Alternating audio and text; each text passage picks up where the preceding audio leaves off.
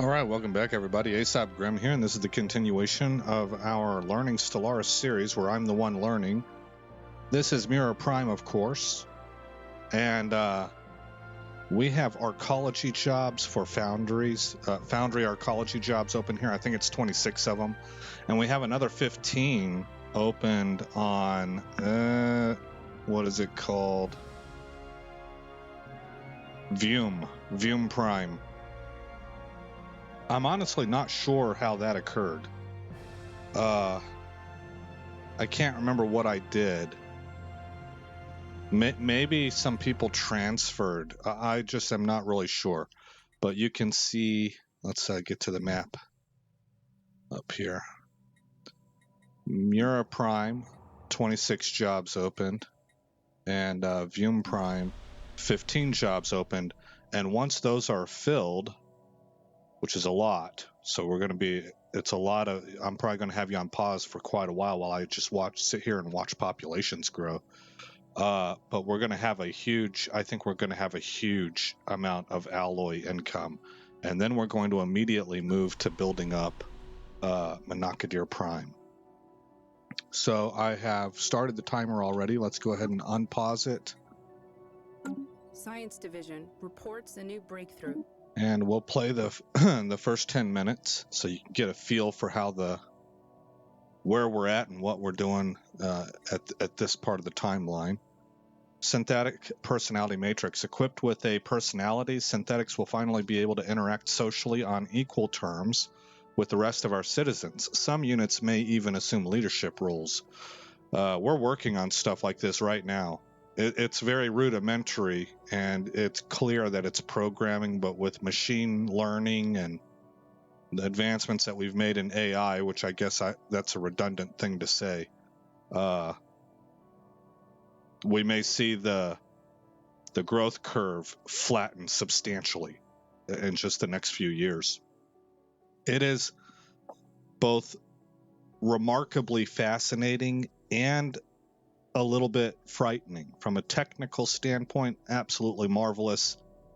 What it might be able to push us forward in as far as production is the stuff of fantasy, things that you could just think about all day and just dream up things that could happen, kind of like science fiction. You could just think, well, if this were to happen, what's the implications and what would follow after that? But then philosophically, a little bit scary. You can look at no further than a movie like I, Robot, and questions of sentience and how you should treat. Should there be rights? Which this game has that in it. What was it? Blade Runner, the old Harrison, I'm talking the old version, the Harrison Ford version back in the 80s, that it asked those kinds of questions. You start really getting into some serious questions on what constitutes life, and is there such a thing as a soul, and stuff of that nature. It's really kind of neat, but there can be some ramifications from that, some unforeseen ramifications. Anyway, we've got that now, so we will move on to maybe Ripper autocannon, or let's go with the advanced afterburners, i.e. All right, unpause.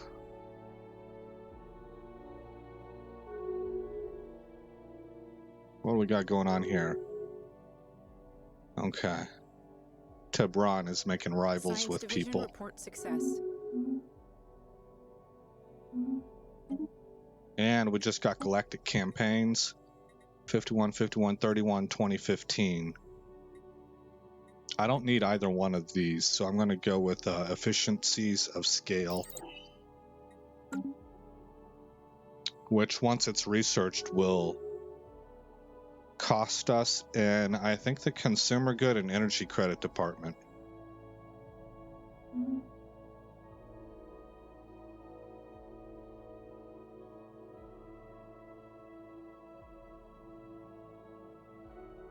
Construction complete.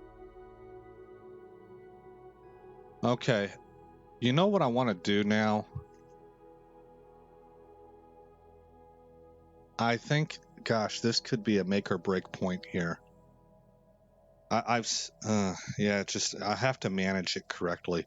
But what I want to do is I want to colonize everything and just put the bare essentials up so that we have a good pop growth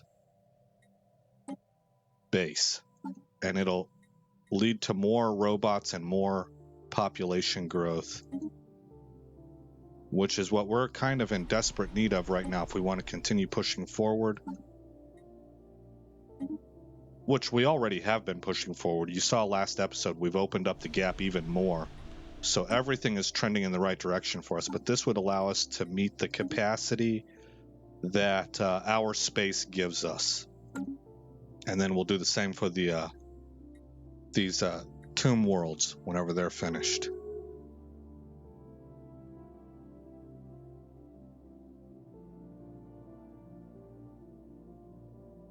The danger here, why I kind of waffled on it, the danger here is that it's tempting to open up about 4 buildings worth, a robot factory, which I am going to open, a holo theater, an enforcer, and like an Autocaton monument. It seems like there was another building besides the Autocaton monument. And that's when you start doing that for all of these worlds, you're opening up 15 to 30 jobs or so, depending on how much you build, right? And that's a significant amount, so that you get caught in this thing where you have way too many jobs open and your population isn't growing fast enough to fill them. And for whatever reason, I might be wrong about this, because on the one hand, it doesn't make logical sense to me, but it seems that it deadens the economy. It puts the economy in kind of a stalemate, a bit of a rut, and you stop growing because you have too many jobs open, and a lot of those are maybe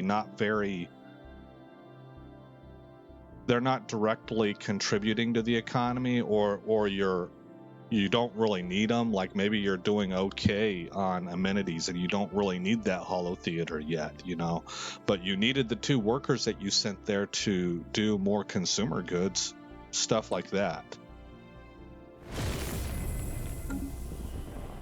So we'll just have to be, I guess, disciplined is the word. And that's something that I've learned during this playthrough.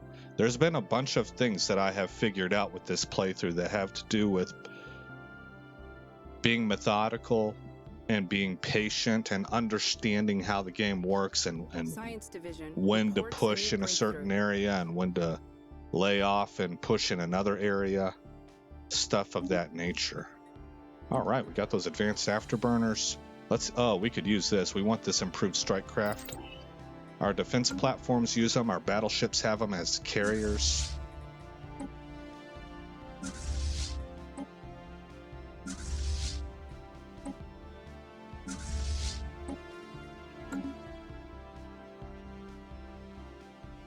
Okay. Refitted. All 3 colony ships are out. That was fast. Ships refitted. Laws continue to come up to vote on.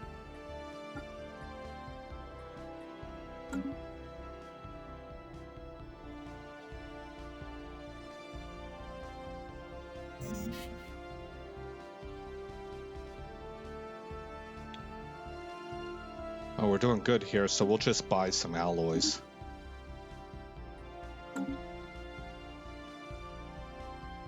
Okay, how are we doing on jobs? Let me look at Vum Prime. We're down to 13. And Mira Prime is down to 25. I think it was at 26 before. Neutron launchers. What will we go with? 14,000, 40. No, that's 143,000. 41,000. 15,000, but I don't need that. I don't think. I think I have a wormhole. Oh, no, maybe I do need this. It's a different kind of travel. Wormhole is different than this. What am I trying to say? Wormhole doesn't have to do with propulsion and how you navigate things. It has to do with just wormholes. So I think I'm going to go ahead and grab this now. And then what else did we learn? We got the efficiencies of scale, so watch for these numbers to dip a little bit, because we're going to be 20% more expensive. And Let's take the capacity boosters. Also, let's go to Vume Prime. Oh, you know what I didn't do? Old Door. Old Door needs to have its planetary administration upgraded to a planetary capital. And then Vume Prime, we can send some robots over. Some automatons.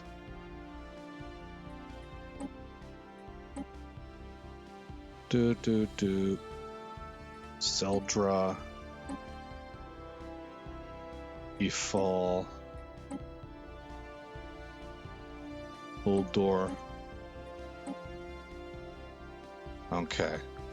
And that takes us down to 8 jobs open, and we can upgrade to a system capital complex. That sounds impressive.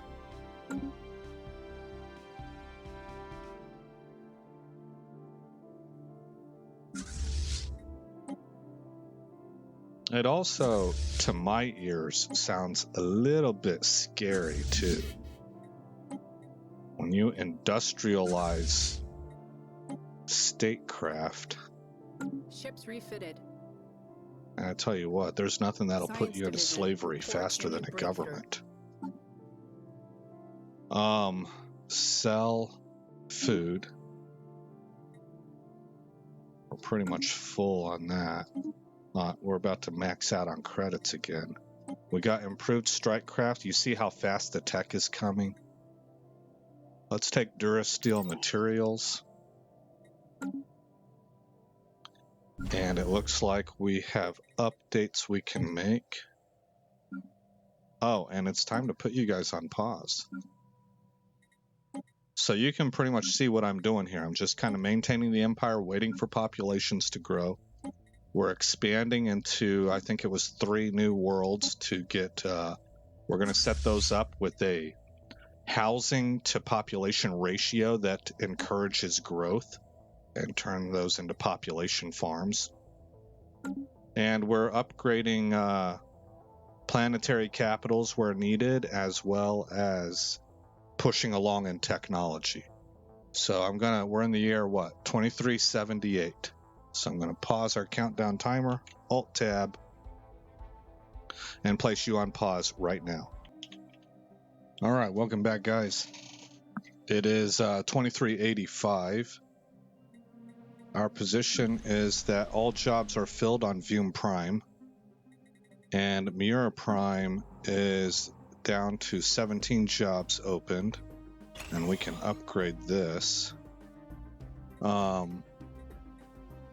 Does that need to happen anywhere else? I don't think so. Okay. Also, we have colonized all 3 worlds here, and we're setting them up for primarily pop growth centers. So I put down the robot assembly plant and opened up some housing so that ratio between planetary capacity and population is good. Same thing on Robalius Prime, same thing on Vermilion Prime. Now what we're starting to run into is we have a huge amount of food, but we're running out of minerals. And that's because our society is both a society that's aiming for synthetics as well as a society that holds robots, is very, very mineral dependent. And so what I am beginning to do is I'm starting to switch some planets to become mining worlds, or I'm setting them up as that. For example, Haramuth Prime has not really been developed much, and it was slotted to be an ag world. That's what it's got the most districts of. I've changed it to a mining world. We're going to fill this up with mines. And up here at Karenval, we're in the process of transitioning from an agri world over to a mining world. We're 2 districts shy of being equal there. And so that's close enough to go ahead and switch. So hopefully that will have the impact I'm looking for to kind of flip these numbers, have those swap places. Other than that, I don't think I have anything else to tell you about. I did hire a sociologist, even though I didn't need one. I had somebody in here, but they didn't have an expertise in biology. Biologist, that's what I should say. I see society and I think sociologist, but this is a biologist. And then down here, I still didn't have anybody available with an engineering emphasis, but I did have somebody with a custom AI assistant, so I hired him. And we've ruled on we've voted on a bunch of different rules. Oh yeah, one thing that happened. These guys right here got in touch with us. Look at this. It was this color. And they said, we are too small to protect ourselves. Would you become our protectorate? And it had a little graphic of one species, like a humanoid on a knee, begging another species. And we told them to get lost and go kick rocks. And I felt bad. I felt bad about that because look at them. They're peacocks. They're like, we want to live. Do we not have value in your eyes? And because of how we are, this goes against all of my ethos. It pulls at my heartstrings, you know, because of the nature of our empire. I was like, no, get bent, you know, go away. And hopefully you die. You know, that's kind of the position that we took with him. We told him to get out and don't ever come talk to us about such nonsense again. It was really mean. That's how it played out in my head.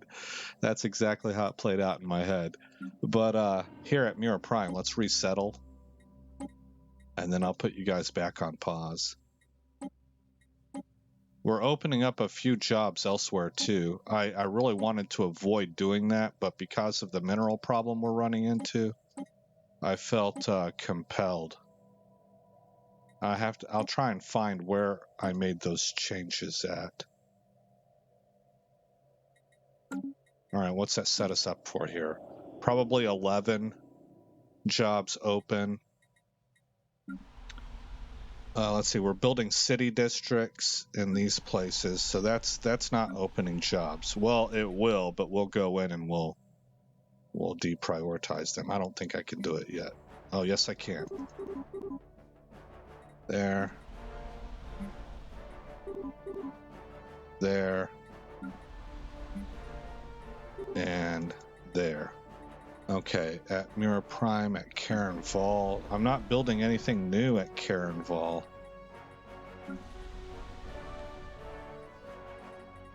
Well, I guess I'm not. I didn't open up new jobs. Okay, that's good. So I stayed disciplined. All right, guys, I'm pausing the countdown timer. We're in the year 2385. I'm alt-tabbing and placing you on pause right now. All right, welcome back, guys. It hasn't been all that long since I put you on pause. We're in the year 2387. And, hold on, I need a clear throat. All right, sorry about that. We're towards the last 10 minutes of the episode, so we're just going to roll forward from here. But it does concern me that I've lost about 500 points worth of food and have not seen that gain over in minerals. I'm a little uncertain as to why. It's been a direct, as I've switched agricultural places over to mining places. I would have expected that to be a pretty direct transfer, but it hasn't panned out that way. Oh, because the agricultural had a double, an improved building, and I don't have an improved building here yet. Success. That might be at least part of why. Okay, let's see, we got standardized cruiser patterns, 54, 54, 43, 21. Let's grab that right now. Okay. We filled up the jobs at Mirror Prime. We're now building a system capital complex. And so my next area of interest was going to be naval. But with what's going on with minerals, it makes me want to go to Haramuth Prime. And first of all, we need to put down a mineral purification plant. And then we need to build up the mineral districts.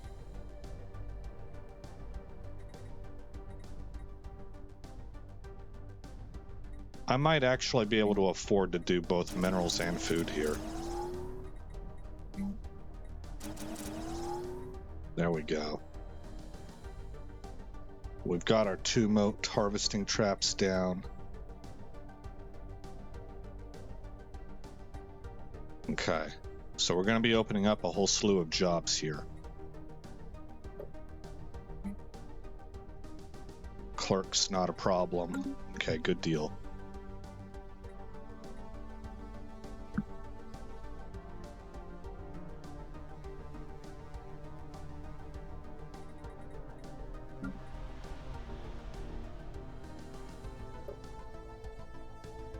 Putting down a couple exotic gas refineries. Those are the jobs that I added that I couldn't think of. I was like, man, I thought I added a couple jobs on one of these planets, and it was to Carenval Prime.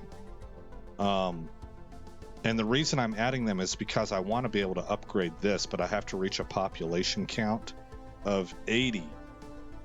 And the way that to accomplish that is to have jobs available on this planet where you reach that population. So maybe actually I won't be doing that. If I did that, it would ruin...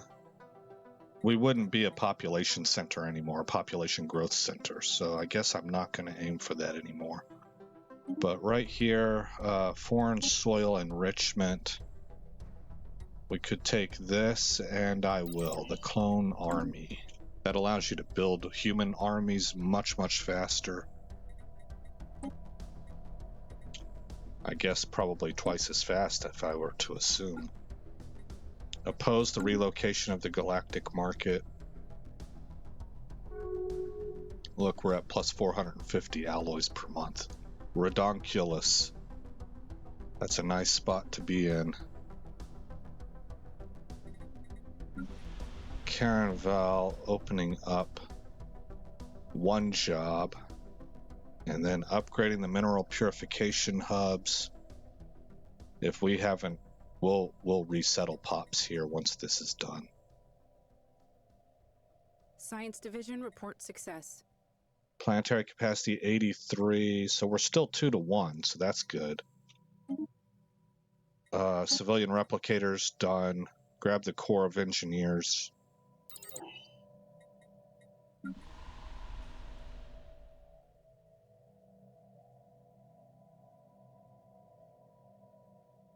That job got filled. So we can carry 40-something pops and still be at peak population production. Ooh, 8. Yeah, we'll be okay. That'll put us at about 42. 8 jobs. That's I didn't realize it zinged us up that much. Let's see here. Here's 1.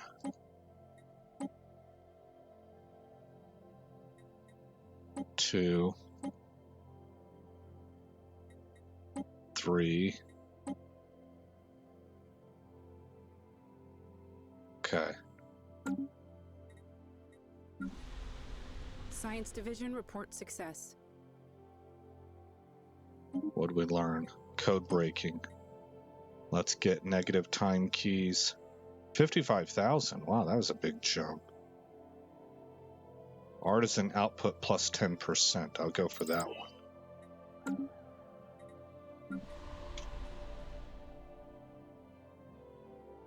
Five open jobs.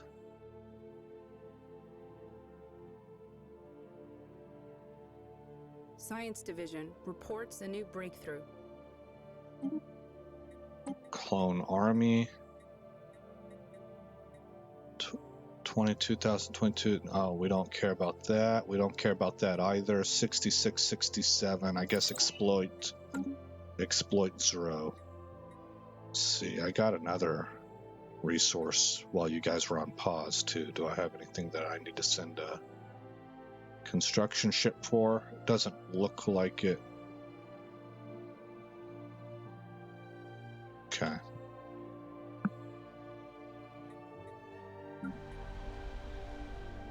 No pops, no unemployed pops available right now. And Haramuth is also building a lot of jobs, a lot.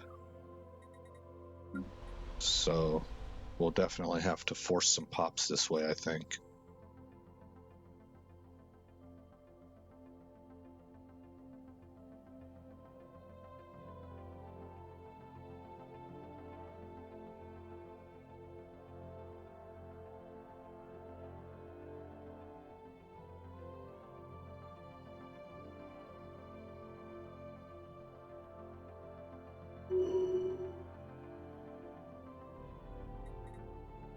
Four jobs open. That should make it for 3. Yeah. Slowly whittling it down.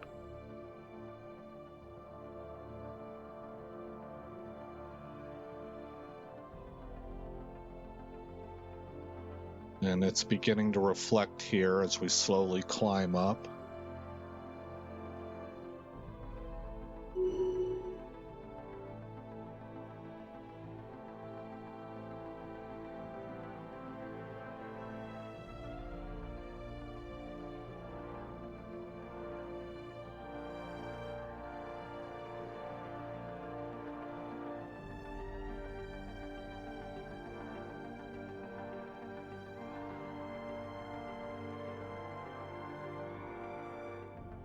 Okay, we finally broke 100.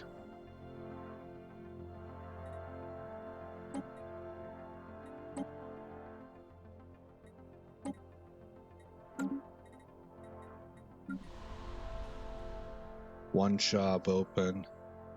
And there we go. Befall, I think. Befall Prime, yes. Okay, so Karenval is done. We're good to go there. As the month rotates over, we're at plus 130. Now we're focusing just on Haramuth Prime, which has 16 jobs open.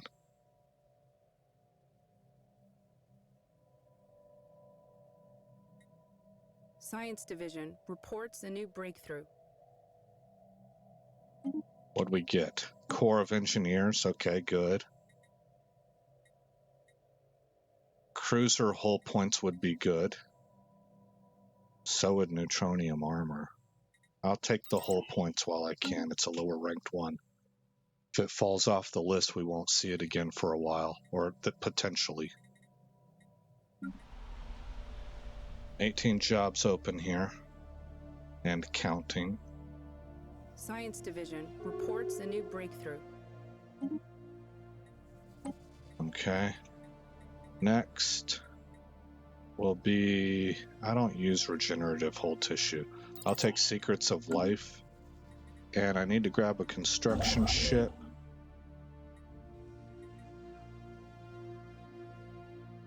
And send them to get this Zro. We're nearing the end of the Tomb World terraforming projects. That'll probably happen in the next episode, though. Science Division reports success. Yeah, man, we're popping off that science. That's good. We're getting kind of close to a time to upgrade science again, though. 15,000, 44, 44, 15. Let's take the shield hit points.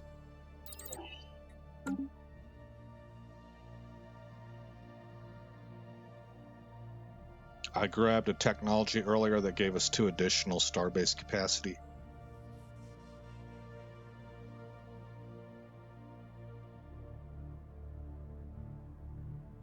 We got to hit the naval side first, and then probably by the time we finish with naval, we'll address research again. And the only reason we're not doing naval now is because I really needed to address this mineral shortage that we were experiencing. Okay, let's resettle.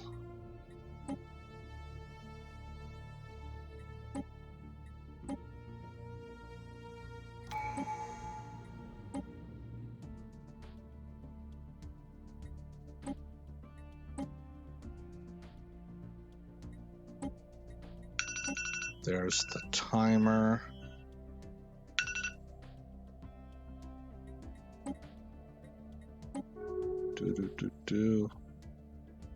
That looks like everything. Hit pause.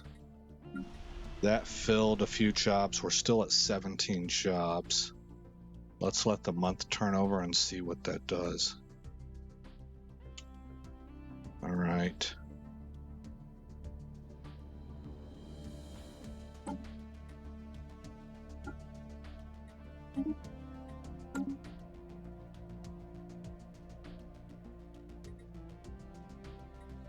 Okay, we'll hit save.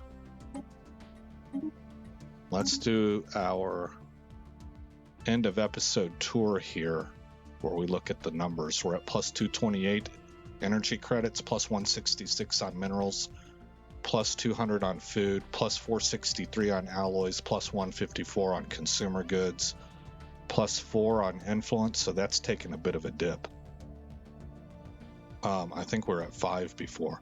Plus 437 on unity, that's gone up. We should still be lurking around 2300. It doesn't look like it though. 9, 8 would be 17, 18, 19, 20, 21, 22, 23, 24. We're probably pushing 2500 here on our research. We're doing really good on our strategic resources, and that can also be used as a source of money, and a really good source, like those rare crystals especially. 640 populations broken down with 120 automatons and 520 transhumans. Oh, we're only using one of our envoys currently. What's going on with that? Oh yeah, this guy got caught. This person, we pulled them out. All right, Tesla, go spy. And check that box right there. How are we looking? Inferior, equivalent, inferior. Pathetic, pathetic, pathetic. Okay. 12 of 14 on starbase capacity, 400 of 457 on naval capacity. Over on victory. Oh, they might be pulling close. Let's say 700 and 500. 15, 14, 13, 12, 11, 10, 9, 8. And then 11, 10, 9. 9,800. No, I think that's more than the last time I said. So things are still looking very good. For some reason in this playthrough, the Haval Alliance has not taken off. And I don't know why. Before, they were, in the playthrough I had to roll back, they were screaming ahead, and it was all science. I think that's whenever I looked at them, I was like, that's it. That's the difference right there. And they had leapfrogged these guys. And because they were allied with these guys and they were sharing technology with each other, through treaties and stuff, these guys jumped ahead also. It was impressive. Okay. Let's hit save one more time. Let's also quickly take a look at contacts. Everybody is pathetic except the UNE. They are striving terribly hard to try and keep up with us, and this is the best they can do. They're doing the best of anybody else. They now have 16 planets.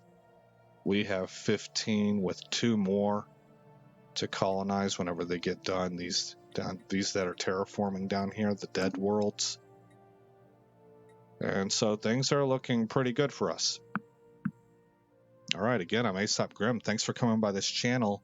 I hope all is well in your neck of the woods, and I'll see you in the next episode where this story continues.